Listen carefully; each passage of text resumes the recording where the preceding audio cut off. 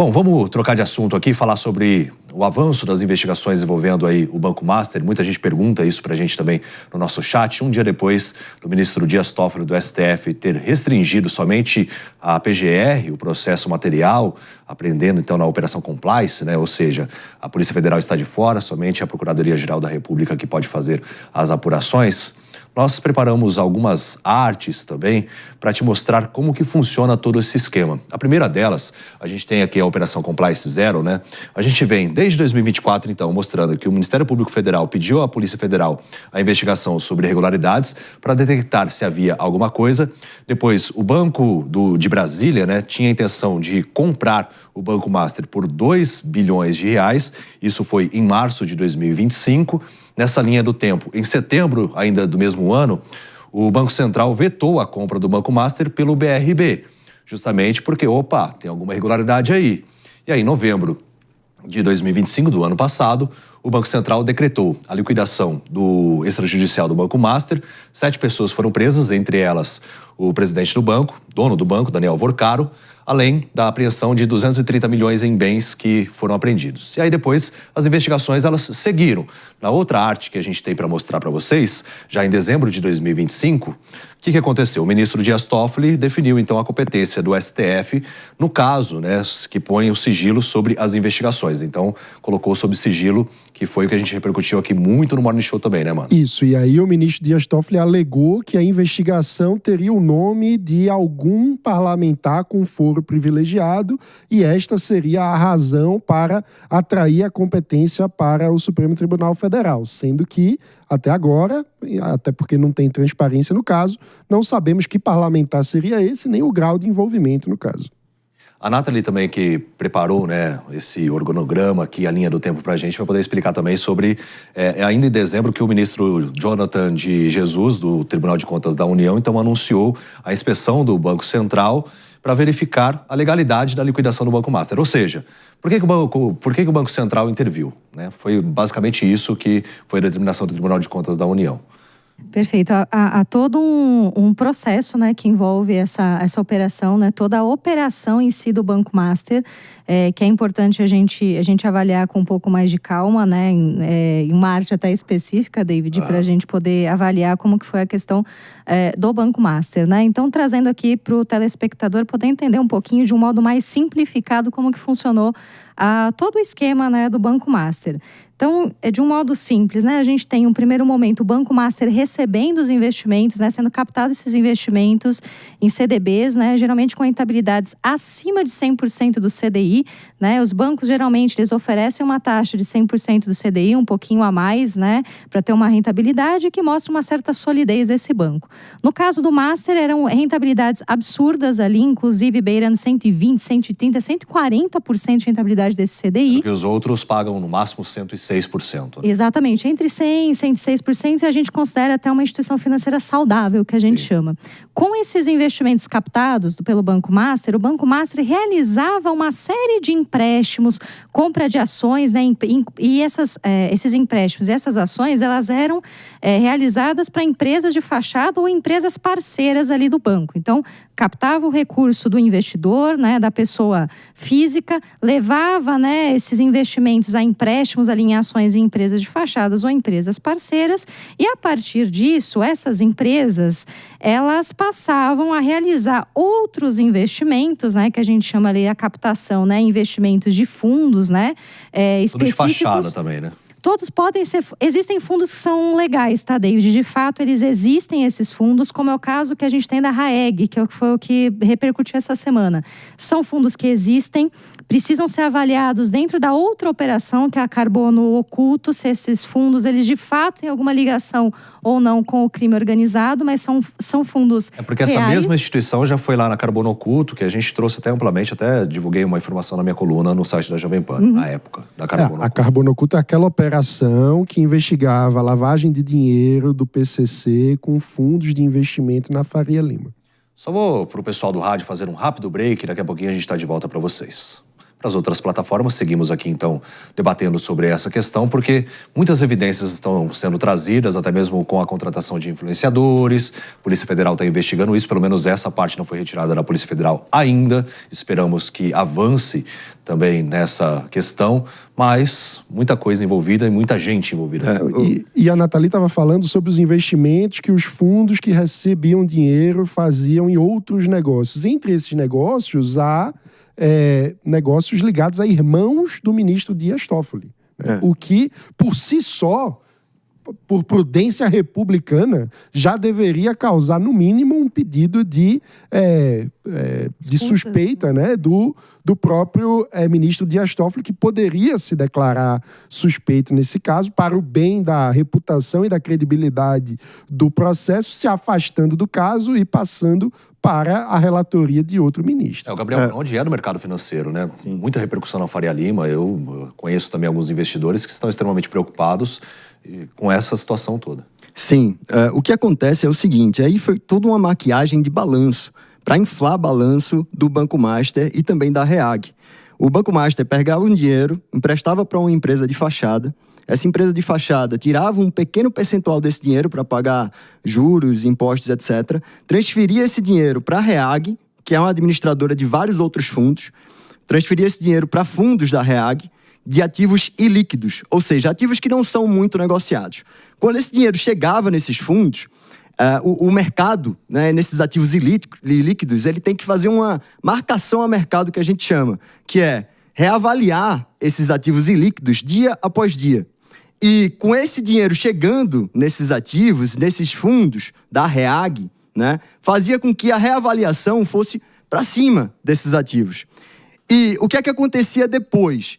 Com uma empresa maior, né, a REAG, nesse caso, ficava mais inflada economicamente, teoricamente, no balanço, né, e ali nas demonstrações, ela pegava e tinha mais liberdade de fazer operações financeiras. Então, ela pegava esse dinheiro e colocava de novo no Banco Master, ou seja, comprava novamente os CDBs do Banco Master. O Banco Master, então, tinha CDBs teoricamente líquidos, né? Tinha uma procura por CDBs grande. O primeiro dinheiro que ele emprestou para a empresa de fachada, ele apresentava no balanço que ia ter uma rentabilidade sobre esse dinheiro também, porque esse dinheiro volta com juros, né? É um empréstimo que ele está fazendo a empresa vai devolver a ele com juros, ou seja, ele contabilizava muito mais no seu balanço somente para inflar e parecer que o banco, ele era um banco que não merecia uma liquidação. Então, tudo isso, né, todo esse esquema foi descoberto aí pela Polícia Federal. Teve a liquidação agora da REAG também, né? A REAG já não funciona mais. Os fundos que a REAG administra agora vão ser administrados por outra empresa. E todo esse esquema foi descoberto, tudo uma maquiagem de balanço para parecer que o banco era um banco bom, para parecer que a REAG também era uma empresa administradora de fundos, também inflava o balanço, né? A empresa REAG.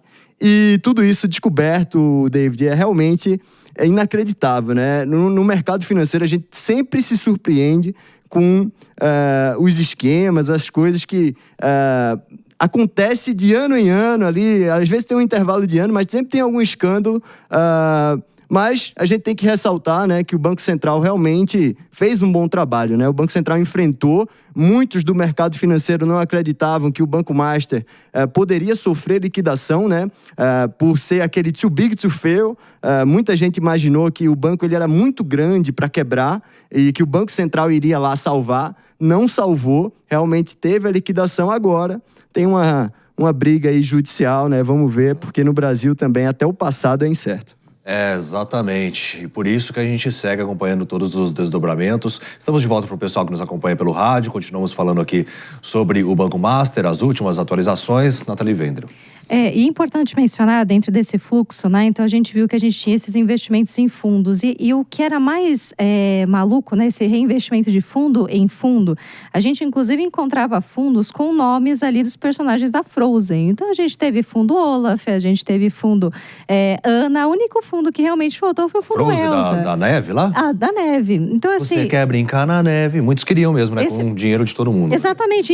E praticamente hoje, quem está sofrendo é justamente as pessoas pessoas que investiam o dinheiro lá, que estão com o seu dinheiro congelado e não sabem sequer vão receber esses valores, né? E quando vão receber esses valores. Então, isso é um ponto que preocupa.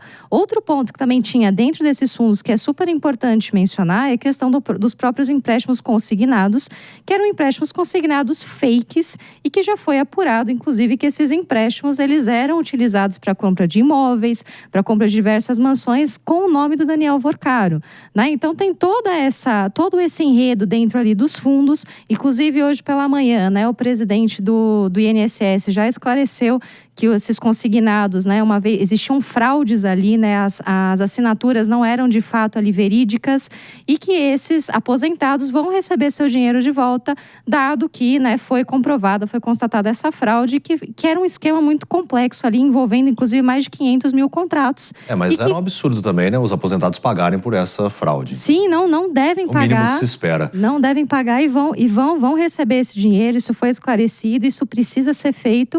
E mais uma vez, né, o Banco Central deixou isso muito claro a partir da liquidação que ocorreu ali entre o dia 17, né, e o dia 18 de novembro. Realmente foi questionada, né? Mas vamos entender melhor os impactos também no mercado financeiro, de que forma também que estão acompanhando, que estão rolando as transações a partir de agora. Vamos entrevistar o Cláudio Fristach, ele que é ex-economista do Banco Mundial. Me perdoe se eu errei a pronúncia do seu nome, mas eu acho que o importante é a informação. Verdade. Tudo bem? Tudo bem. Vamos lá, então. De que forma, então, que agora o mercado vai atuar? Porque muitas pessoas também estão, vamos dizer assim, com receio de investir, né? Porque era uma renda ali que fixa, que é confiável. Eu tenho alguns investimentos, poucos no CDB, e agora as pessoas estão um pouco receosas em relação a isso. Bem, vamos lá. Os grandes bancos, os bancos de primeira linha, certamente não foram afetados, né? Não há nenhum envolvimento, pelo que se consta, direta ou indiretamente, dos grandes bancos do país, nesse tipo, nem com o Banco Master, nem tampouco, certamente não com esse tipo de operação, que tudo indica ser fraudulentas, né? As operações que foram descritas aqui por todos vocês. Então, esse é o primeiro ponto. Eu não creio que haja o risco, digamos assim, de algum tipo de contaminação do caso Master e do caso agora REAG com o restante do sistema financeiro, exceto nas margens por um ou outro envolvimento de outra instituição de pequeno porte. Nós não estamos enxergando, pelo menos, nada que esteja acontecendo nesse sentido. Dito isso, eu acho que é importante enfatizar o seguinte: nós estamos diante da maior fraude financeira da nossa história.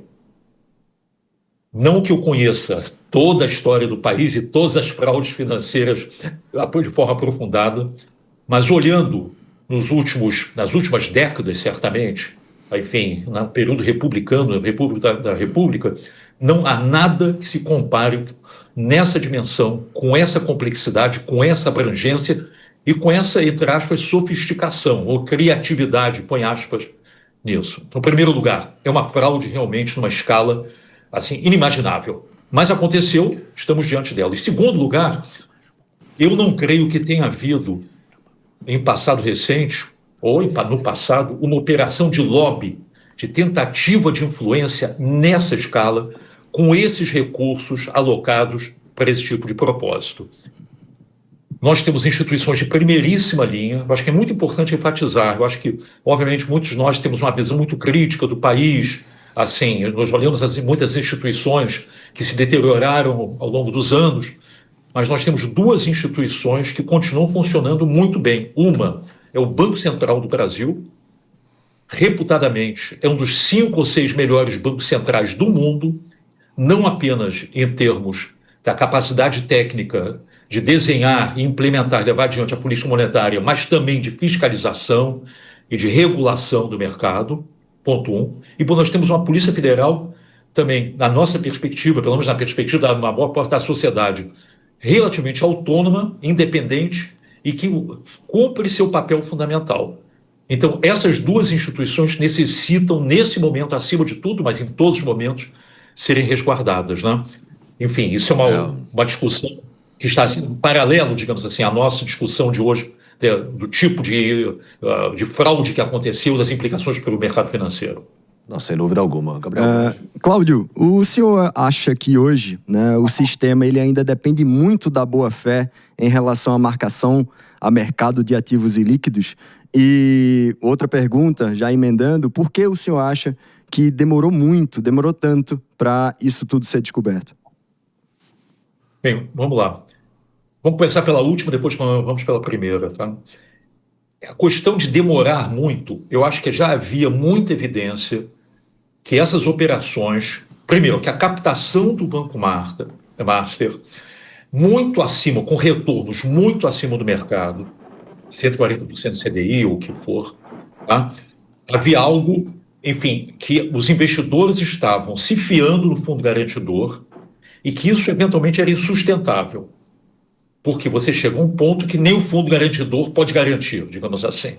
Tá?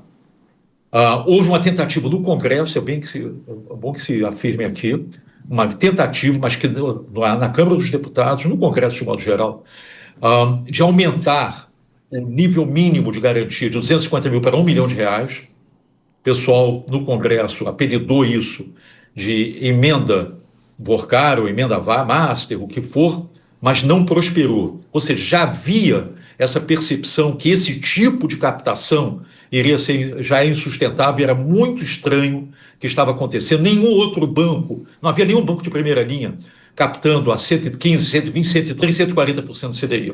Então, É isso que tem que gerar desconfiança, né, Cláudio? Porque quando a gente vê, então, as transações sendo feitas, nenhum banco grande conseguindo fazer isso, porque isso me entende que os bancos maiores, eles vão conseguir ter mais volume, ter mais captação de recursos também. Então... Exatamente. Que mágica é isso? Que mágica estava sendo? Quer dizer, como o banco consegue fazer isso? Evidentemente, os investidores de boa fé, eu acho que nós temos que assumir que os investidores individuais... Sim, todo mundo acredita que vai ter um rendimento melhor. Olhando esse tipo de retorno e conhecendo a existência do fundo garantidor, que isso foi vendido a eles pelos agentes, isso é importante que se diga. Sim. Aos investidores foi vendido a ideia de que o conceito, que é um conceito correto, que é o seguinte: até 250 mil, o senhor, senhora, não se preocupe, que está garantido. Eu acho que houve um pouquinho de também má fé. Eu não quero, enfim, desses agentes, sabendo que eventualmente essa coisa é insustentável e podia arrebentar e que a devolução dos recursos não ia ser de imediato. Foi até dito aqui anteriormente quando é que as pessoas vão começar a receber e o que vão receber exatamente. Mas, enfim, voltando então à primeira pergunta. A segunda parte da primeira pergunta.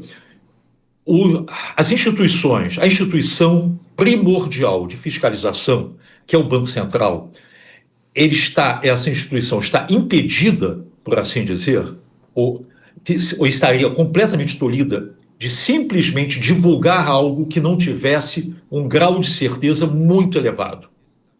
Em outras palavras, o tipo de risco que o Banco Central toma é de duas naturezas.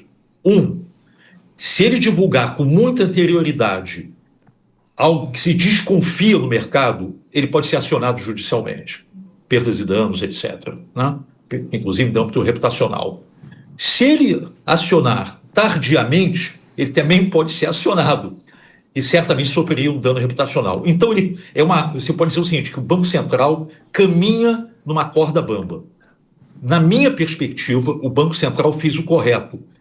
Quando não havia mais possibilidade do Banco Master sobreviver, quando foi identificado que aquele chamado aporte dos fundos árabes, não se sabe exatamente quem são esses indivíduos, nunca viria, aí sim o Banco Central decretou a liquidação. E aí abriu essa caixa de Pandora. Ponto 1. Ponto 2. A Polícia Federal, desde outubro do ano passado, um mês antes da liquidação, é importante dizer, um mês antes da liquidação do Banco Master, pediu autorização para um conjunto de diligências que, no fundo, iriam gerar exatamente a parte B da primeira pergunta. Iria escancarar algo profundamente errado. Essas diligências não foram autorizadas. Importante se diga. O nosso judiciário tem falhas óbvias, tá? E nesse caso, foram, não é nem 2 semanas nem 3 semanas. estamos falando de muitas semanas que não foram autorizadas. E se perdeu um tempo precioso e, obviamente, os prejuízos estão aí escancarados. Mano Ferreira. Primeira parte da primeira pergunta, se me desculpe, se eu ainda posso responder, eu sei que estou tomando muito tempo. É que a gente vai estimulando o debate, mas pode responder rapidamente, por favor. Não, é basicamente o seguinte, eu acho que não vejo problema de marcação a mercado, pelo contrário, acho que é importantíssimo marcar mercado, acho que é importante nós tirarmos o elemento de ficção dos valores dos ativos. E isso aí foi uma orientação correta, e eu espero que essa orientação seja seguida, de alguma forma não seja alterada. Sim, por favor. Cláudio, eu queria te ouvir sobre a questão da autonomia do Banco Central, porque nós vimos diversos ataques, nós vimos operações, digamos assim, ortodoxas do Tribunal de Contas para cima do Banco Central. Chegou a ser ventilado no Congresso, tempos atrás, um novo projeto de lei que diminuiria a autonomia, permitindo a demissão de diretores do Banco Central. Como que você avalia isso? A autonomia do Banco Central está em risco hoje? Olha, eu acredito que não, porque a sociedade não aceita. Quando eu digo sociedade, somos todos nós. São vocês, na mídia, que fazem um excelente trabalho, a mídia tradicional, a mídia não tradicional. Somos nós, cidadãos, analistas, enfim.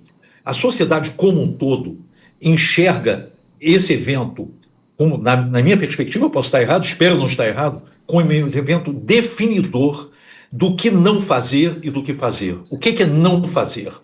É retirar a autonomia do Banco Central. A autonomia, a capacidade do Banco Central agir tecnicamente. Como eu disse lá no início, o nosso Banco Central é um banco considerado, em estudos que já foram feitos pelo Banco Mundial e outras instituições, enfim, um dos melhores bancos centrais do mundo.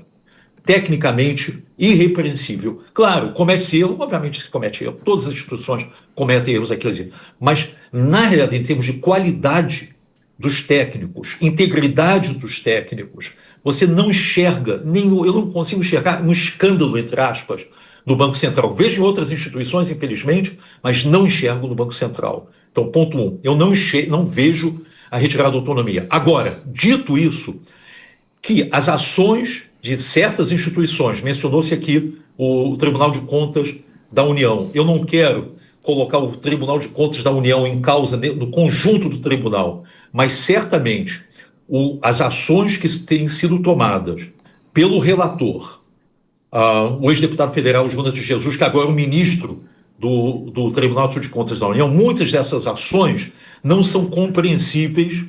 E na perspectiva de muitos de nós, analistas e outros da sociedade, estão danificando, estão colocando um dano direto à reputação e à capacidade do Banco Central agir.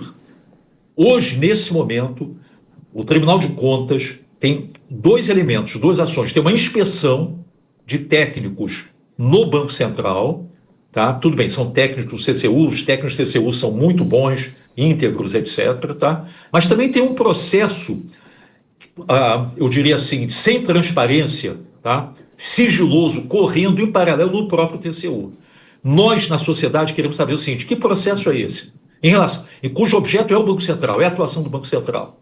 Então, em primeiro lugar, sim, há certas instituições que estão colocando em causa. Infelizmente, um segmento do Superior Tribunal Federal, do STF, e particularmente as ações do ministro Toffoli, estão também, na minha perspectiva, na perspectiva de muitos analistas, têm o potencial de causar dano reputacional no Banco Central. Nós não queremos isso. Nós queremos preservar as melhores instituições do país. Até porque o dano reputacional no Banco Central é um dano reputacional para o país. Isso já está acontecendo. Nós não podemos ser, enquanto país, ser percebidos que de alguma forma, enfim, o lobby de um banqueiro, já o B ou C, causa um dano dessa natureza no Banco Central, em relação à autonomia, em relação à independência do Banco Central. É fundamental preservar essa independência e eu acredito que a reação da sociedade reforça a autonomia e a independência do Banco Central. Se tirar a autonomia, esse dólar vai a 10, né, Cláudio? É isso que é importante. Sabe o que está acontecendo no processo paralelo nos Estados Unidos, nós estamos acompanhando, né? Do Federal Reserve. O governante de ocasião, ele não é o presidente do Banco Central. O governante de ocasião, não importa se ele é eleito ou não eleito, autocrata ou não autocrata, ele não pode mandar no Banco Central. Porque no momento que o governante de ocasião manda no Banco Central, no momento seguinte, nós vamos ter juros artificialmente altos ou baixos, no caso, normalmente é juros artificialmente baixos. É isso que os governantes gostam. Juros artificialmente baixos, uma inflação crescente, uma destruição de valor em escala, sim, um dólar que vai explodir, mas o mais importante de tudo, nós vamos ter uma regressão do ponto de vista da luta contra a pobreza e contra a desigualdade. Porque nós não tenhamos dúvida, aqueles mais velhos, inclusive eu, que sou de outra geração, digamos assim, nós já chegamos a observar, experimentamos, melhor dizendo, no Brasil, inflação de 1,5% ao dia. O dinheiro queimava, por assim dizer, na mão das pessoas. Nós estamos falando de 1,5% ao dia. Isso aí, a inflação é uma máquina de pobreza e de regressão do ponto de vista da desigualdade. Quem sofre com a inflação são os mais pobres. É importante que se diga. Então, um Banco Central com menos autonomia, sendo mandado pelo governante de ocasião, vai levar a um recrudescimento da inflação. Bom que se diga aqui que no Brasil nós temos ainda uma memória inflacionária muito forte, tá? E vai gerar, em última instância, mais pobreza, mais desigualdade. Sem falar, obviamente, na desorganização da nossa economia. Nós já enxergamos isso lá atrás, nós vivenciamos isso. As pessoas um pouco mais velhas sabem exatamente o que significa uma inflação elevada, variável, que chegou a esse absurdo de 1,5% ao dia, né? Nós conversamos com o Cláudio Freystack, ele que é ex-economista do Banco Mundial, que agradeço demais a presença e uma verdadeira aula aqui no Morning Show. Obrigado, Cláudio. Obrigado pela oportunidade, enfim, grato, né? Bom, é isso, né? Então, a gente vê diferentes elementos, intervenções e uma coisa indiscutível, a autonomia do Banco Central e também, ao meu ver, e ao ver também de muitas pessoas, né, a Polícia Federal ela tem que ter a autonomia também para continuar conduzindo as investigações e dessa forma trazer mais evidências. Porque tudo bem, a Procuradoria-Geral trouxe para si essa responsabilidade. Só que com a Polícia Federal também, por meio dos agentes, eles conseguem ter mais elementos de investigação e mecanismos. Então, acho que quanto mais pessoas investigando e apurando as informações, a gente tende a ter mais resultados expressivos. Vocês não acreditam nisso também, Elias? Com certeza. Por favor, Nath. Acredito sim, David, né? Existe, inclusive, na própria Polícia Federal, né? Existem equipamentos específicos necessários e fundamentais para continuar com essa investigação. Inclusive, é uma espécie de uma gaiola de Faraday que eles vão utilizar para poder manipular os celulares que eles não estão somente bloqueados, são celulares que estão desligados e que é mais difícil de você poder obter as informações. Então, a autonomia, quando a gente fala de agências regulatórias, inclusive foi a minha dissertação de mestrado a respeito da autonomia e independência do Banco Central, ela é fundamental, porque você possibilita que cada uma dessas agências individualmente consigam exercer e estabelecer o seu trabalho sem interferência do Poder Executivo. Claro que aqui a gente ainda poderia, como muito bem o Cláudio colocou, né, a questão do Poder Executivo, né, que é aquele, o chefe, né, de oportunidade ali do Poder Executivo. Mas é claro que a gente poderia discutir que isso gera déficit democrático, mas neste caso, o mais importante é o seguinte: a gente não pode deixar que o regulado ele seja domado pelo regulador, né? Isso é exatamente isso que o Banco Central, com a tua autonomia, tem que defender e precisa ser autônomo para evitar o que a gente chama da teoria da captura. Ele não pode ser capturado em hipótese alguma, porque nem dentro da tua operação do Banco Central, seja na Polícia Federal, acontece o mesmo processo. Isso não pode acontecer em hipótese alguma. Eles têm que ter autonomia técnica para poder executar qualquer que seja o tipo de procedimento para apurar as investigações e a gente garantir, no mínimo, o que a gente chama de uma qualidade, né? uma segurança jurídica para o país. Isso que é fundamental, e sem autonomia de qualquer que seja a agência, a gente não vai conseguir almejar um resultado satisfatório. E o que o governo mais quer é juros baixos, porque infla PIB, infla dados econômicos importantes para o país e aparenta, né, ter um governo melhor, qualidade de vida para a população. Isso, no curtíssimo prazo, aparenta que o Brasil está bombando. Depois que a gente começa a ver inflação, porque baixou juros no momento que não era para baixar, era para justamente estar fazendo um enxugamento de toda a liquidez que existe no mercado, aí é que vem o problema. Destruição do valor da moeda, da nossa moeda. Então, não só o dólar vai a 10, como outras moedas também vão a 10, porque o problema não é as outras moedas estarem subindo, é o Brasil. A moeda real está se desvalorizando ante todas as moedas no mundo inteiro. Então, é importante isso, porque se a gente descontrola a inflação, é como o Cláudio falou, a gente pode voltar a ter juros 1,5% ao dia e todo dia o brasileiro está sofrendo. Somente com o controle da inflação no Brasil, com o Plano Real, a gente teve, só controlando a inflação, mais de 40% da população saindo da miséria, só pelo controle de inflação. Então é importante que a gente controle a inflação muito bem, isso o Banco Central faz de maneira excepcional no Brasil. A gente não vê realmente uma interferência do governo hoje no Banco Central brasileiro, como já aconteceu no passado, né? E aí a gente teve todos esses problemas econômicos, e essa autonomia tem que ser preservada. Se não for preservada, a gente vai ver a nossa moeda se desvalorizando muito ante várias moedas no mundo inteiro. Agora, um outro contexto.